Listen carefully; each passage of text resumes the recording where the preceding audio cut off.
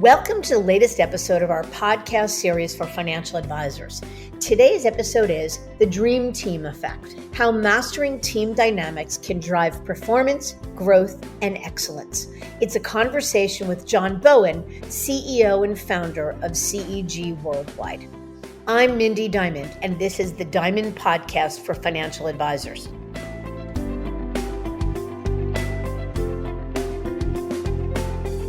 This podcast is designed for advisors like you who are interested in learning more about the evolving wealth management industry through candid dialogue with breakaway advisors, those from the C-suite, and industry thought leaders. It's available on our website, diamond-consultants.com, as well as Apple Podcasts and other major podcast platforms. So be sure to subscribe and share it with your colleagues.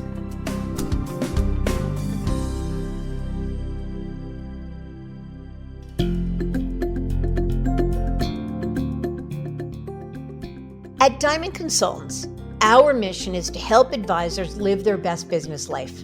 We want every elite advisor to find exactly the right place for their business and their clients to thrive, whether it's at a wirehouse, a regional, boutique, or independent firm. As the industry's leading recruiters and consultants, we've transitioned more than $250 billion in assets under management in the past decade. And each year, 25% of transitioning advisors who manage $1 billion or more are our clients.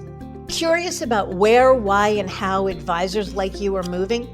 Download the latest Advisor Transition Report to learn more, including intel on recruiting deals and our insight and analysis on the latest trends in the wealth management space.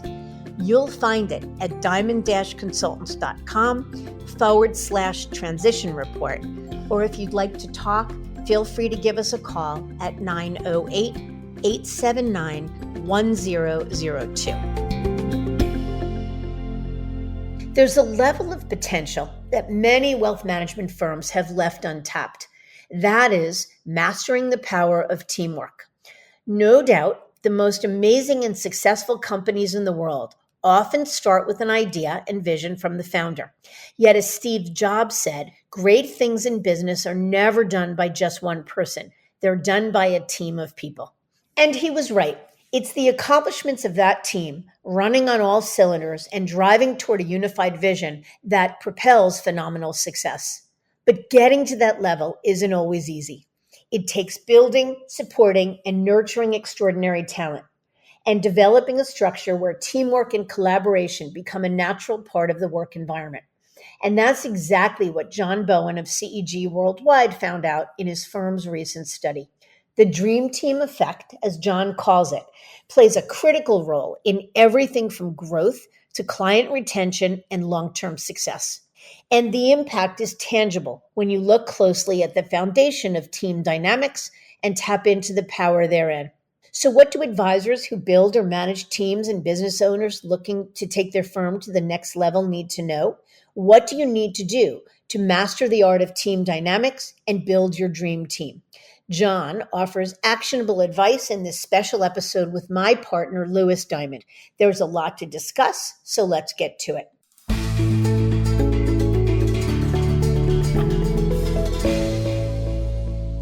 John, thank you very much for joining us today.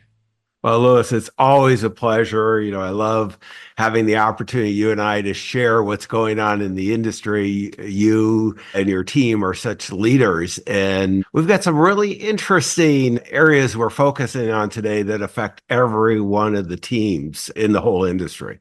Absolutely. Yeah, I've been excited to dig into your new research study, The Dream Effect, Mastering Team Dynamics to Achieve Wealth Management Excellence. So let's jump into the questions. For our listeners who haven't heard you on our show in the past or aren't familiar with CEG Worldwide or CEG Insights, can you just give a brief refresher on the work you do? Sure. I've had the privilege of being a financial advisor for about 26 years. In the late 90s, I sold my practice. It was a couple $2 billion under management. And the thing that always frustrated me along the way that I felt like I was in an entrepreneurial fog. So after taking off a year, I decided, you know what, I'm going to start a company that does research, empirical research on the financial advisors, what are the best practices, but also on wealth, every level. And then what we found is it's not only having the empirical research, you have to have the applied experience. So we started a company called CEG Worldwide, and we have the privilege of coaching thousands of advisors. It's really been a great journey. I love helping fellow entrepreneurs, financial advisors, entrepreneurs. And then more recently, and this is what really caused us to get together, is we acquired a company, Spectrum, last year, which one of the premier research companies. We combined our research group with their research group, and we now have a company called CEG Insights. And I'm here to share with you the latest research, as you mentioned, on teams. And this is probably one of the most frustrating areas. I always use the term accidental CEO. I know when I was an advisor, I just loved making a difference in people's life. But what happened was, as we scaled up and had more success, we had to hire more people. And I got to tell you, I owe some apology letters from the first few people that worked with me, because nobody teaches advisors leadership and management and building a business. So that's really what we're going to talk about today. Fantastic. Yeah. And I think in this industry, really across any industry, teams are such a critical element of everything. And good teams drive businesses forward. Bad teams or dysfunctional teams have the possibility to end businesses. So it's kind of striking the balance between the two. And I'm also very excited to dive into your accidental CEO concepts, because most advisors find themselves in that role. Some end up thriving in this position, others struggle, and others are kind of neutral. So I'm excited to dig in, see what the research says. Let's start there. Can you explain why you decided to embark on this study, and maybe just a little bit about the sample size and the types of advisors that were respondents in the survey? So I'm going to put up on the screen just real quick too. So don't feel that you have to take notes at the end of the podcast or underneath, wherever you're listening to this. We'll have a link that you can go ahead and you'll be able to download the information, because Lewis and I want you to be fully engaged. This is really important stuff. And we ended up studying 899 top financial advisors. I don't know why we couldn't find the one more, but we had 899. There are three different groups. There's the wirehouse, the major players, and it's roughly about a third wirehouse, 1/3 independent, 1/3 RIA. And what was really interesting, that everybody's having challenges. It was more than, quite honestly, I expected. Normally, when you do this type of research, 85% you expect, and there's 15% that's wow, or this was a lot more. Well, I was on a ski trip, Lewis, up by your house, and when the initial data came in, and I was with 16 mostly guys your age, and I'm 68, so skiing, trying to keep up with them. I was going over the research later in the day, and I shared some of the statistics, and one of the big ones was 8.1% really of this whole survey of these very successful advisors said that they were dream teams. They felt they had it. By the definition, we'll get into that, but I thought people were going to kind of argue with it. And they said, no, yeah, of course, we're not even, none of us feel like we're there, and these were all very successful advisors. This is something we can feel comfortable, because in the sense, most of us, want to build, we call it at CG, an amazing life of significance. And what happens is, if the team's not working, our quality of life, we can make a lot of money. This is a great industry, but we hate our lives. I mean, it's, if you just have one person, that's a problem. If you have multiple, and it makes it hard. Lewis, you guys, help people with transitions. It's hard to transition when you got a dysfunctional team, merging, buying practices, so this is just kind of a foundation thing that we have to take care of. Yep. And maybe if you can share some slides with us to show us some of the insights, maybe you can spotlight one or two critical insights from the Dream Team Effect study, just to set the table. Let's do that. One of the things, and I'll go ahead and spotlight it here, and really when we started asking about operational levels, you can see the different percentages. I'm going to actually move to another slide where we put it in a framework. And, I've already mentioned that let me hit the right buttons here. 8.1% felt they had dream teams. And what a dream team is, this means that we have everyone, not only are we working well together, it's collaboration and all that, but we're each committed to each other's success, and there's a clear vision of where we're going. and we're going to get there. And then, when we looked at the next group, what we found, which was really interesting, these are high performing individuals, but working, collaborating together effectively. And that was 31.8. And for most consultants, this is where you stop. And we just really think that's just a good enough line. You got to cross that. And then there's a lot, and our industry is full of a lot of talented people. This is where they're high performance individuals, but you're just kind of coexisting. And the last group, this is where it's really chaotic, the dysfunctional group, and it's a little bit open warfare. And one of the things we want to do today, Louis, is just really help people and give them a path. There's no reason why you can't have a dream team. And the effect has been just amazing for everyone. And let me stop there, but then I want to talk about the positive part, that when you have the team working, the difference it makes too. Yeah, it's surprising that only about 8% of respondents self-identified as being a dream team, which probably means in actuality, maybe it's like 2%, because you have some people that probably if we ask the other think a little team bit highly, exactly, who think highly of themselves. But I guess it does make sense that the most popular of the 4 categories are high-performing individuals, because this industry is built on cult of personalities and rainmakers, and we look at Barron's top advisors or Forbes best in state. It's typically about individual contributions, so that makes sense. But let me ask you a basic question. Why does teamwork matter? And why is it important to a successful wealth management practice to begin with? Why should we care about this? Well, one, I'm big on quality of life. And, we talked about just the thorn of having someone that's creating dysfunction along the way. It's just really the chaos. But let's just say we're either at high performance individuals or team. When we asked about that, what happened, and this is where it gets really interesting. Let's just spotlight it so it's a little easier to read. What is the positive impact? Over 90% of advisors reported positive impact. So we had 44% said really it's extremely important that if you're going to work at the high end of the market, you've got to have a great team. This is what's helping them grow. And 41.7 said that it was moderate. And even when we got down here, slightly important, it was almost nobody that said it's not important.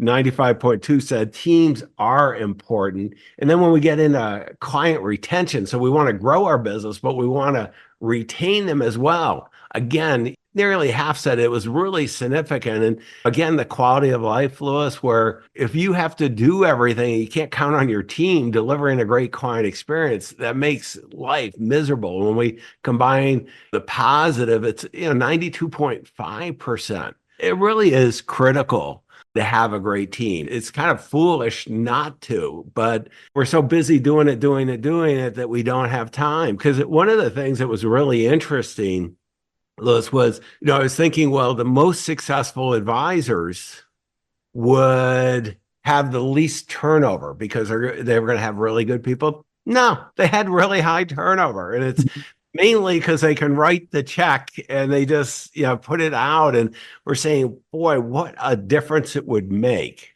You have a dream team. I certainly have a dream team across our companies, and it makes life so much better, not only from a profitability, not only for growing the business, client experience, but as principal, as a quality of life. You have people you can count on, and you get to stay in your unique ability and let them run with it. To paraphrase, if you're on a team, the data shows that teams grow faster, they retain clients at a more significant level, quality of life's better, and I'd also say probably enjoyment and fulfillment increases as well. So I think that all makes sense. So now it's crystal clear why advisors should covet being on a team or being on a dream team. But let me give you a contrarian point of view. I come across a number of advisors that are sole practitioners. They're either running a solo RIA or they're operating in a wirehouse where it's just them. And they love just doing everything. They love being on their island. Maybe they don't play well with others, or they just like kind of having control over every little thing. Kind of more of the lone wolf. I know many of these advisors who make a lot of money, they're very successful. Many of them are even lifestyle businesses. So quality of life is actually quite good. Is there a problem with this approach, or there's just kind of different strokes for different folks? We identified in the study, five major types of teams. And, we can have, you call it lone wolf, a sole practitioner type that's a lifestyle boutique, all the way to, really a major enterprise type structure.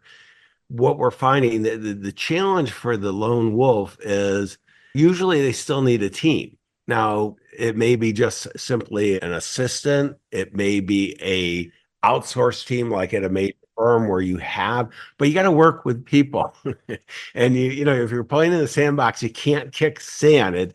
It does affect even top producers. You can get away with a lot type thing. But the quality of life will improve pretty dramatically if you're using this, even with just an assistant, everything that we're talking about. But as you grow and have scale, I mean, one of the things, Louis, that you're always looking at is, how can they create the most value based on the outcome they want? Well, around 2000, I was acquiring practices. We don't do that anymore.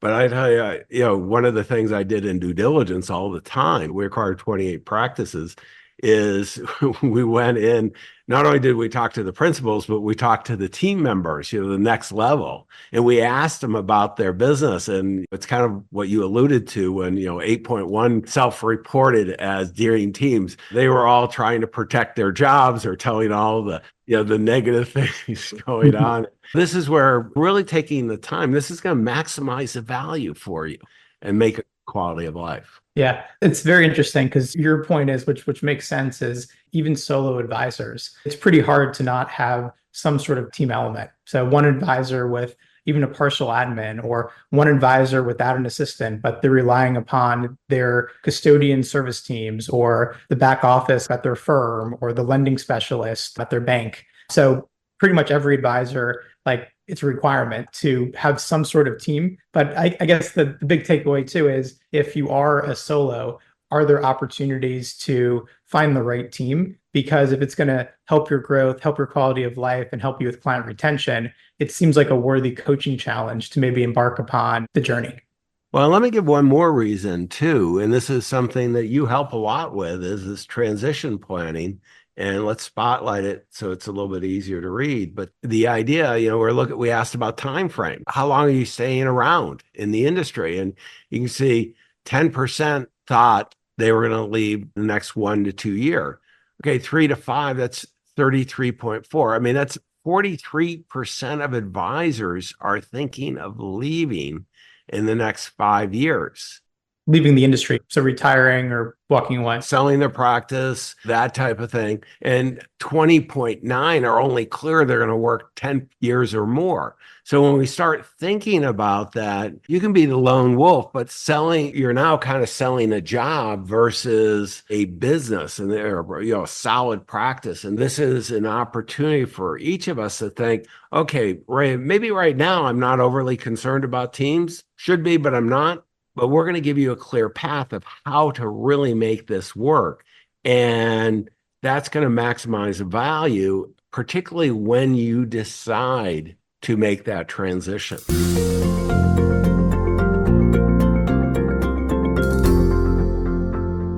Let me unpack that a little bit, or try to analyze why this is true. So transition planning or succession planning is obviously significantly easier, and it's really probably a requirement to have a team. Because if I'm retiring as an advisor, I either need a next generation advisor or team members who can come and fill the team lead CEO role, or just my lead advisor position. So that's number one, is teams allow for transition planning or exit planning. I'll also say from our own experience that a business that has a next generation and has a high performing team under it with different functions, different age groups, et cetera, has more value. So another reason for teaming is it's easier for succession planning or exit planning. You protect against, God forbid, you get hit by the bus, or you fall sick, or something else happens, but you're also able to maximize the value of your business. And I think every advisor would agree that's a pretty worthy goal in any business. Yeah. Don't think of it as succession planning. Think of it as sustainability. We want our clients to trust us. Well, one of the things about trust is they want to know if I don't like to say you're going to get hit by the bus yesterday since we lived through it type thing. But stuff happens and you might not be able to be there. They want to know, particularly the lone wolf. That's a really thing. But, the big firms too, big practices, they want to know, they want to have that trust. You want to have that continuity. And the more you have that, your quality of life goes up as well as your teams and then the valuation as well. Okay, so I think everyone, for the most part, is probably in agreement that teams are a good idea. There's clear evidence for what teams allow you to do. But let's pivot a little bit. We said in the opening, we're going to talk about the concept of the accidental CEO. What does this concept mean to you, and how do advisors find themselves in this position? I asked AI to draw it, and it made it pretty dramatic. One of the things I want to do is sometimes people use it as kind of an excuse. I did look to see attribution, couldn't find anywhere whoever got the first credit for doing it. But it's been around in different industries. But really, our industry is one where it's strong because you're rewarded for being a great financial advisor, a great wealth manager, personal chief financial officer, whatever title that you're using. But as you have more success and more complexity of clients, particularly if you're moving up market, you're going to have other people helping you along the way. And very little training goes into leadership or management. And what I want you to do is embrace the concept that be proud that you're an accidental CEO, that you really have great technical skills, your ability to be a super advisor. That's very, very important.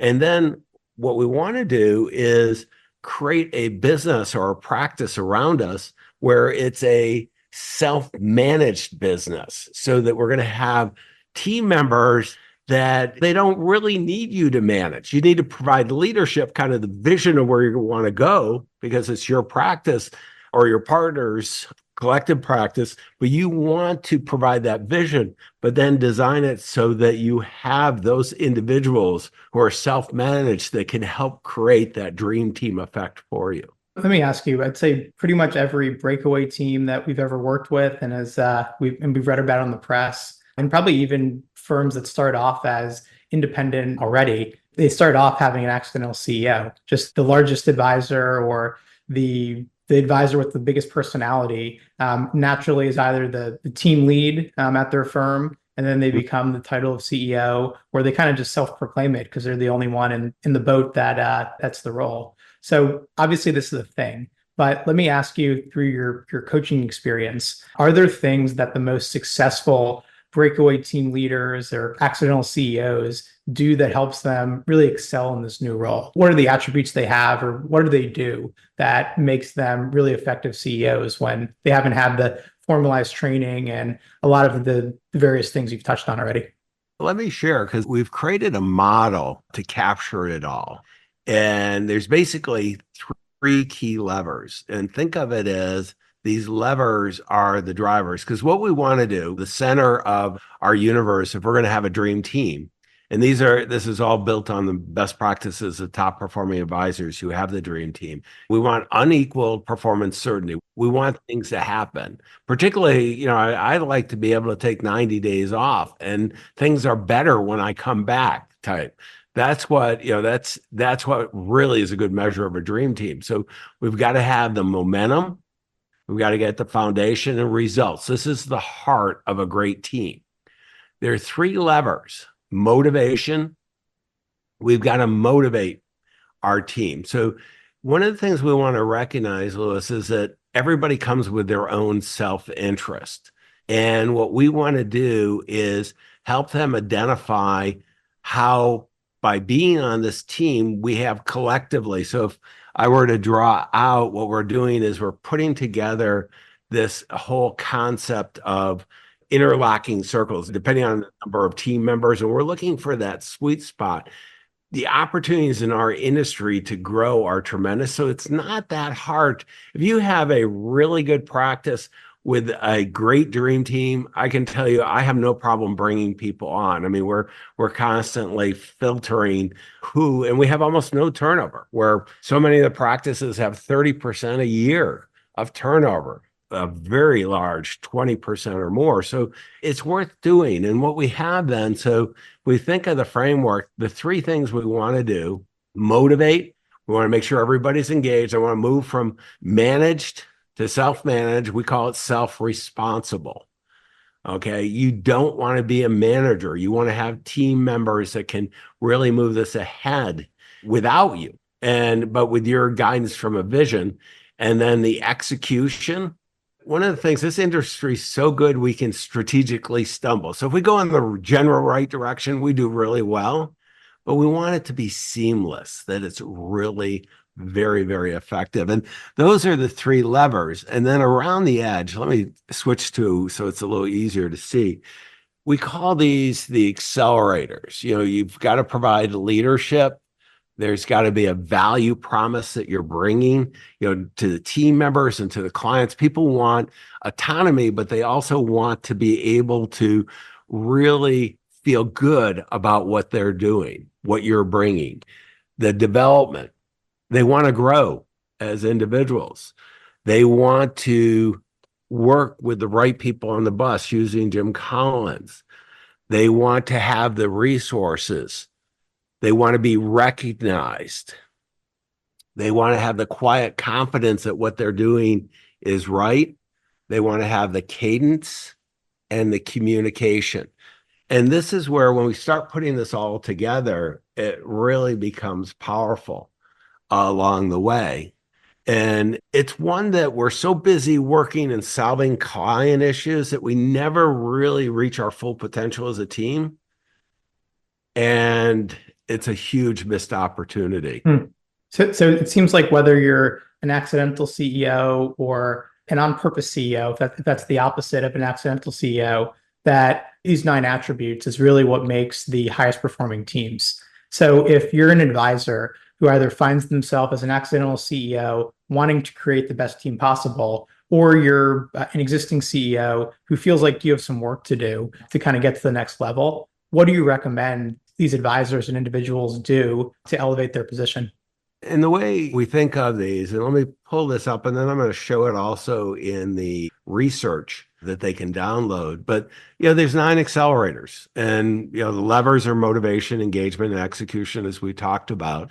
But lead, this is promote co-elevation. When we talk about co-elevation, Lewis, it's where not only are we working collaboratively, but we're going to jointly help each other be successful. I mean, one of the things I look at, you and I are not only collaborate, but we want to help each other be even more successful, make a bigger impact in the industry. Every relationship in your team should be that, or they shouldn't be there. And to do that, one of the big things is we have to have a shared vision. You as a leader have to have that. Second thing is a promise. You got to be able to deliver a great client experience, what that value is. And this is, 90% report. This is a big part of it. Development, 58% tell us that the retention, if they do continuous learning, huge retention. Let them grow into whatever role or get better. One of the things we always assume that people want to move up. They don't necessarily want to move in a different role. They want to be better at what they're doing. So don't use your values. Recruit, strategically attract talent. Okay, 82% of those 899 teams said they were going to hire 1 or more people this year. Okay, we're going to do this. Let's have processes to bring people on board. We leave so much for chance, and we know how bad it can be if we don't have the right one. Resources, shared values and objectives, recognition. Okay, 2/3 link it to bonuses based on gross revenue, but make sure you celebrate. It's more than just money. It's being acknowledged. Confidence, they want to be equipped that for effective client service. And this is where they want to know they're competitive with anyone out there with what they're doing with you. Cadence. This is, they want performance structure. Most teams are 20% plus turnover rates. This is having a sequence of meetings and putting the structures together, not to leave things to chance. And then communication, they want transparency. This is really important. And, in the research report, we have all the research, Louis, you and I have been talking about. I'm going to just flip through, but we also have the models and the framework we just did. And, we can blow this up a bit, but we really have the bullet points of what we would do if we were them on each of these 9 accelerators that would help them be even more successful. So let me ask you, I think intellectually, I would agree with all of those 9 points. And I think most people would look at that and say, yeah, like I'll take that. Or maybe I have 6 of the 9 or 8 of the 9 or 1 of the 9, if you're being really honest. What would you recommend to someone who wants to improve the attributes that they're weak in? One of the first things we have to do is we have to identify that we have the challenge. And most of the time, I make it personal, Louis. When I was an advisor early part of my career, I didn't have any problems. I just had bad people. So I would get other people.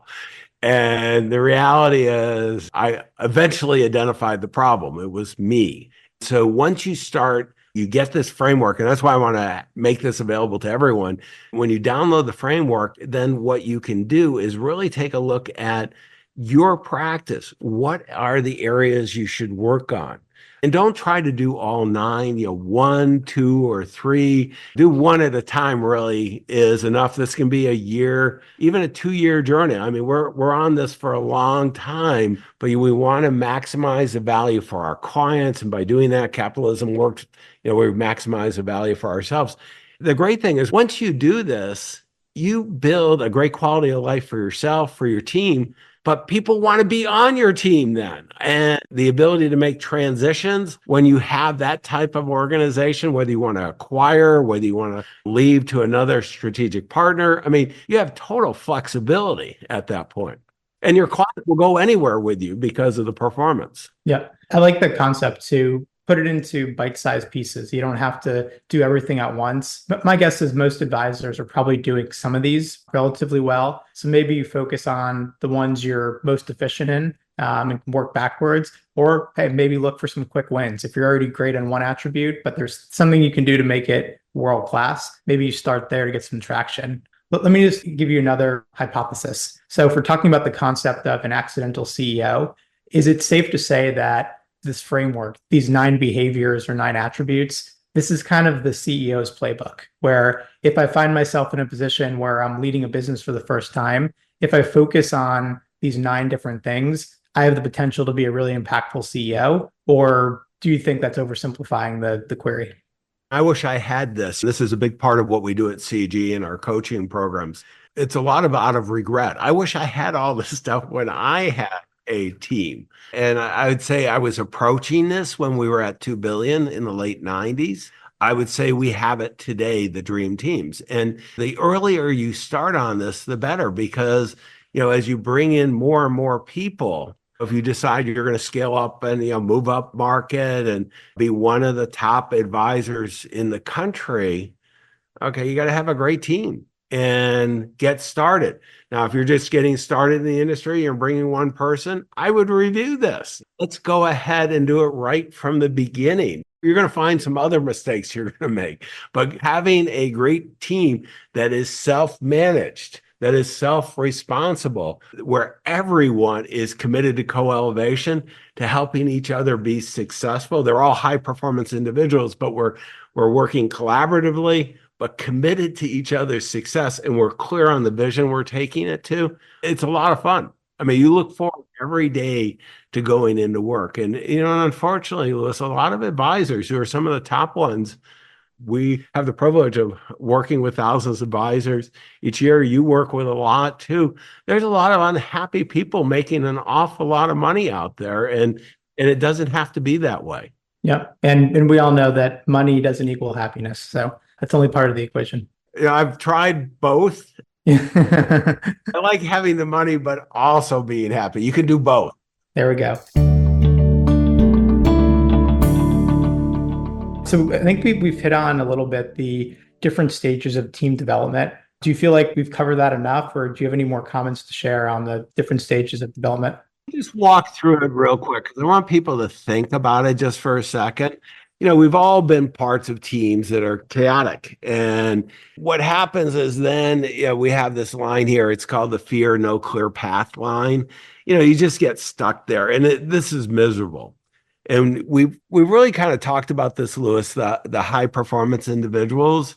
And this is where the industry is so good, but this is a very large percent. I mean, this was that 42.9. It's almost a majority are in this, and it's a missed opportunity.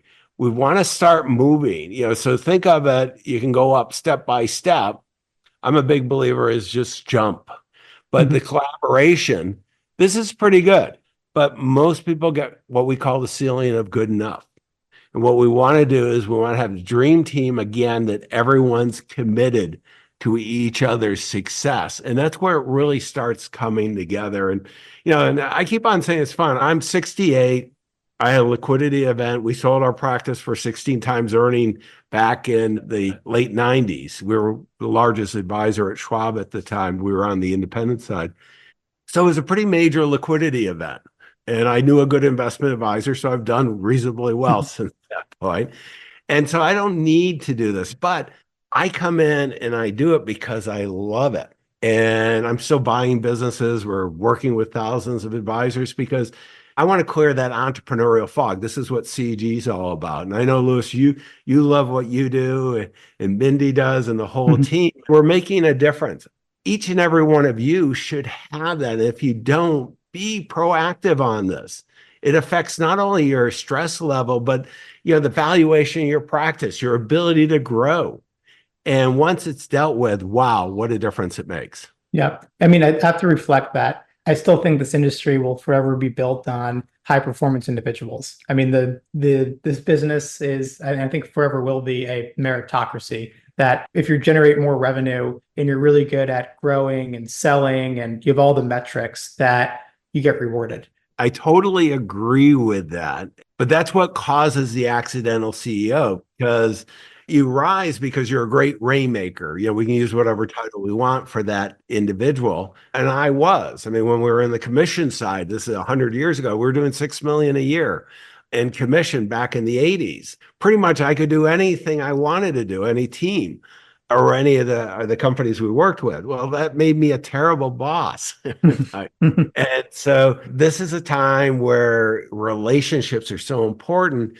And if you are that rainmaker and something's missing, I mean, you're driven, you're very successful, you're getting accolades from everybody in the industry, but that's not all. This is where you can just really build the quality business so that you want to stay as long as you want, or if you want to sell it or transition, boy, the values are there. Right. If you do these things, you're preserving optionality. You're making it so you can have the largest possible exit or the easiest possible exit or an exit at all. And you don't have to take any of those paths. But if you do the work, then you have the ability to do it. My point earlier was high performing individuals are the backbone of this industry. But my big takeaway from this was nothing wrong with being a high performance individual, but you can take a high performing individual and by using these 9 attributes, pour some gasoline on the fire. So if you're exceptional and you surround yourself with equally great people or people that are equally great in different areas than you are, then if you're amazing and they're amazing, 1 + 1 can equal 9. That's my big takeaway. Is it doesn't mean not to be a high performing individual. It doesn't mean to be an incredible individual contributor. It's more so that we can accomplish a lot more together than everyone kind of running their own paths. Well said. I mean, I think of it, we have the opportunity to build an amazing life of significance, first for our clients, creating that value, but then for our team. And the team will kill for you. They will do everything that you need. I mean, it's amazing the value they'll create for you that you don't even know about. And then that allows you to have an amazing life of significance. And this is John, if you can bring up the slide again for the 9 accelerators, I'd love to ask you a couple more questions about that, because to me, this is the most critical piece of the research. If we look through this list of 9 accelerators, lead, promise, develop, recruit, et cetera, I guess 2-part question. First, which of these do you find most advisors really lack in? Like, is there one of these 9 that is the largest negative aspect of advisors? And then the second part is there one that is more popular for advisors to be really good at? The first group, I'm going to put this up only because we do this in order. This is the group we've got to motivate. So the number one thing, if you're only going to do one thing, create a vision of where you're taking the practice. Motivate them. There's something in it for them, for your teammates, for being there. Their self-interest will be realized because collectively we'll create an enlightened self-interest, your self-interest as a principal and theirs as well. I would say this is the biggest opportunity. This is one even the top performers want. They want to create value for their clients. Particularly in the younger generations, it's even more important, the autonomy, but also they feel they're doing something good for the industry. So that would be one. And this would be the one I think most advisors come to, and they want to provide value, and it's typically a value from a standpoint of advice beyond simply investing. When we study affluent clients at every level of wealth, they obviously have choices. We have almost 400,000 financial advisors in the US. How can they tell you apart? They want more than just investment. So it's becoming the table stakes. They want advice beyond simply investing. What are you bringing to these clients? And that value promise of differentiating yourself can really make not only a difference for the clients, but for the team. They feel that they're adding a lot of value.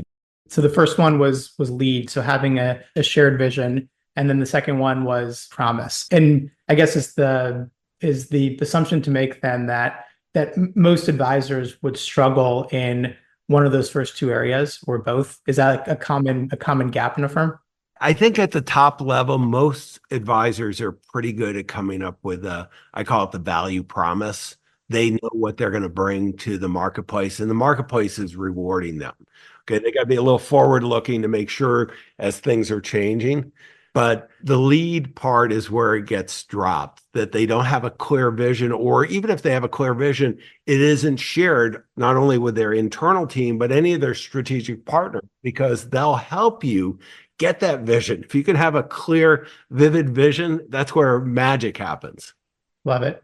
And maybe to make this tangible, if you can share a real life example of a CEG client or just someone in your own personal network who you think really embodies the dream team effect. And you can't say yourself. I know maybe you embodied these back when you were an advisor, but are there any advisors you want to give a shout out to that people can just look at and just put a face to what a dream team looks like? Well, I didn't ask permission. I didn't know you were going to do this. But I want to share a story. There was an advisor that sent me a thank you note last week. It was an advisor that's been in our coaching programs, I think, for about 4 years. And I met him at an event, and he knew who I was. We just sat down, and he was telling me how much he hated his life. And he was a successful advisor. Mm-hmm. And he went into our coaching programs. We really do a good job of helping build a simple and elegant wealth management business, that the business itself is indispensable to the clients. Well, the thank you note, he wanted to let me know that he just closed a deal where he sold his business for $40 million. And I had told him that his practice, he was almost ready to give the keys away when I sat down with him. And he just got inspired. And a big part of it, Louis, was he got inspired with the vision. He ended up setting a virtual family office structure, one of the things we coach, to moving up market. And he's an extremely talented individual. We were probably the missing 1 or 2%. He just took off. But I was still blown away, $40 million. It's not all about money. And he did it because it was a great offer, but at the same time, he's staying there. He loves it. And he's staying with the group, and the acquirer wants to take his lessons and bring it to the other organizations they acquired. So this is something where never lose sight. People want to work with very talented individuals. I'd like to believe I was a high performing advisor when I did it. And, you can attract people, but they don't stay with you. Right. unless you build this great dream team. And then when you do, it's one of the reasons why we sold our company for 16 times earnings too. It wasn't that any one individual was a magical individual. They want to buy you because of the strategic value that you have. And if, let's say you're like me at CEG, I can't foresee, as long as I'm in good health, for at least the next 10 years, and I get offers all the time to buy the businesses, but I don't want to do that. I love doing this, but that gives you the flexibility. And you said it earlier, Louis, having options is a phenomenal thing to do. Yep. Creating your own destiny.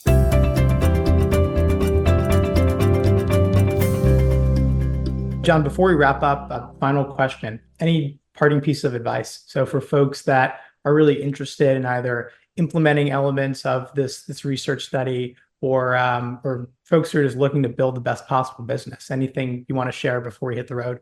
Yeah, no, one of the things I want to do is make sure we follow up always on our promises. So I'm going to go ahead and put a link where you can go ahead and download the Dream Team Effect. We'll also put it in the show notes for anyone who's just listening. If you're driving the car, I don't want you to stop. Just go back and get the show notes and do it. And it's a great report. I mean, it's one of my favorite. You can download it. It's going to take you to this landing page. I've got a short video just walking through, but it's going to have everything that Louis and I talked about as well as more. And I just want to encourage you. I got to tell you, I was a little late to the party putting together a dream team. We were making so much money. I've made a lot of strategic mistakes. I've admitted that I got to send a lot of apology notes to early employees in my advisory practice. But the quality of life that you're going to have, your clients are going to have when you have this, huge. The value is just an extra bonus. So download it and make a difference. You're going to make a huge impact to your current clients, your future clients, and your teammates. They're counting on you, so don't let them down. Love it, John. The Dream Team Effect is real. And I guess it's a good segue before the upcoming Olympics. Hopefully our dream team's back. But all kidding aside, this was, I think, really important, even for non-financial advisors. Just looking at the 9 key attributes that make the best performing teams, I think I would even say they make you a better performing individual. So there's just really good things to kind of learn from the masters and really break it down into digestible pieces. And again, not to conquer everything at once, but take 1 or 2 nuggets from this, begin implementing it, and look around the industry. I'm sure there's folks that are kind of doing each of these categories really well, and advisors like helping each other. So John, this was amazing. I'm excited for our next CEG Insights episode. I don't know what the topic is yet, but I'm sure it'll be enlightening. So thanks for doing this. Well, we've got about 3, so I won't announce it today because I don't know which one you'll want to do. All right. We've got some great research on, and they'll all be on clients, and there are some really big opportunities we're seeing now for all advisors. So I look forward to joining you then, Louis. Perfect. As long as it's not an AI, I'm good. Yeah. Thanks, John. All the best.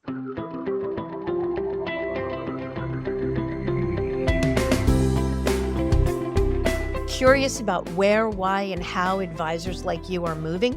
Download the latest Advisor Transition Report to learn more, including intel on recruiting deals and our insight and analysis on the latest trends in the wealth management space.